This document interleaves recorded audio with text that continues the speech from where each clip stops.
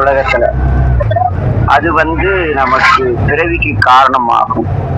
அந்த அட்டமா சித்திகள் என்ன என்று கற்றுக் கொடுத்து, இது உனக்கு பிறவியை கொடுக்கும் என்று உணர்த்தி, தான் உச்சி நிலை பற்றி இந்த சித்தாடுகள் போன்றவற்றில் தான் கற்றிருந்தாலும் செய்யாமல் அனுபவ முதிர்வினாலே அந்த முத்தியவர்கள், அனுபவத்தால் முற்றியவர்களுக்கு சித்தி பற்றியும் முத்தி பற்றியும் தெரியும். சித்தி என்பது ஒரு காரியம் சித்தி அடைந்ததும் வாங்க. இந்த கல்யாண காரியம் நல்லபடியா சித்தியாச்சுப்பா, கோயில்ல வேண்டு சொல்றாங்களா? ஆக இங்கு சித்தி என்பது நாம் எண்ணிய எண்ணங்கள் இறையருளால் நிறைவேறுவது சித்தின்னு. முத்தி அப்படிங்கிறது நாம் அறிவாலும் அனுபவத்தாலும் ஞானத்தாலும் முதிர்நிலை செய்வது, அடைய செய்வது, அதற்கு முத்தி. ஆக இந்த சித்தி முத்தி என்பதை யார் அறிவார்? யாருக்கும் தெரியாது. ஆறறிவார் நற்றவங்கள். எது தவத்துல நல்ல தவம், எது எப்படி நீங்கள் வாழ்க்கையிலே உயர்நிலை அடைய முடியும், எது செய்தால் உங்களுக்கு பிறவா நிலை கிடைக்கும், எது செய்தால் புகழ் முதலியவற்றை கடப்பீர்கள். தவத்தில் நல்ல தவம் என்பது இறைவனை அடைந்து இறைநிலையிலே நாம் அன்பாக வாழ்ந்து இறைவனால் விரும்பப்பட்டு சுந்தரர் எப்படி வெள்ளையானை அனுப்பினாரோ அப்படி நம்மை இறைவன் ஆட்கொள்ளக்கூடிய தன்மையில் வாழ்வது நட்சம். நல்ல திருமுறை படிச்சு திருவேடம் தாங்கி ஆட்சியர் அபிஷேகம் ஆன பிறகு அதை விற்று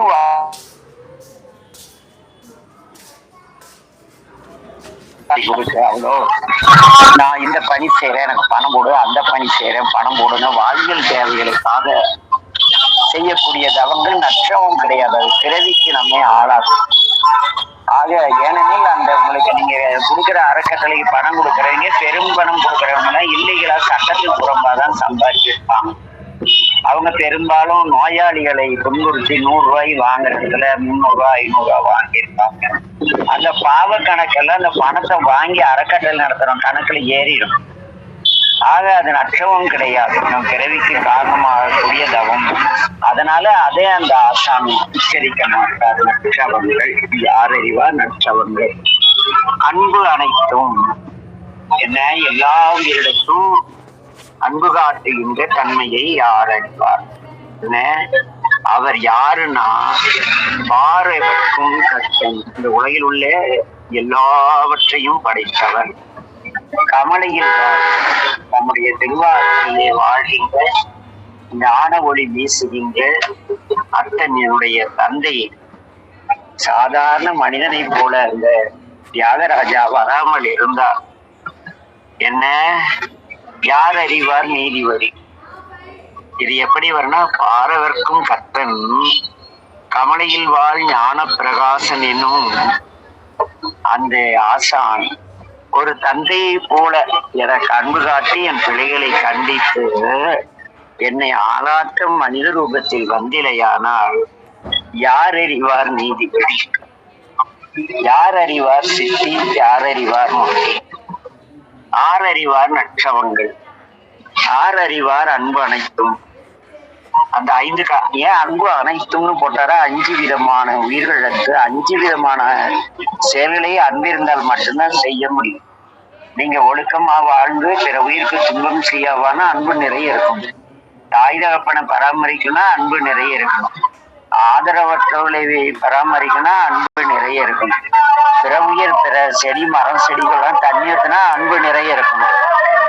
ஆக அந்த எல்லா உயிரிடத்தும் அன்பு காட்டக்கூடிய அந்த 5 விதமான சைவ கடமைகளை செய்யக்கூடிய அன்பினை என்ன யார் அறிவார்? ஆக ஒரு குருவானவர் எப்படி இருக்க வேண்டும் என்றால் நீதி வழி அறிந்த வழி வாழ்பவராக இருக்க வேண்டும் என இதையெல்லாம் ஞான பிரகாசனம் இருந்ததால் குருஞான சம்பந்தர் நமக்கு கிடைச்சார். ஆக ஆசான் என்பவர் நீதி வழி அறிந்து வாழ்பவராக இருக்க வேண்டும். அவர் சித்திகள் பெற்றும் முத்தி நிலையிலே முதிர்ந்த நிலையிலே இறைவனை மட்டும் வணங்கி இறை செயலை மட்டுமே செய்து சித்தாடல்கள் செய்யாமல் என்ன நல்ல தவங்கள் செய்வதாக இருக்க வேண்டும். எல்லோரிடத்தும் பாகுபாடற்ற அன்பு காட்டுவராக இருக்க வேண்டும்.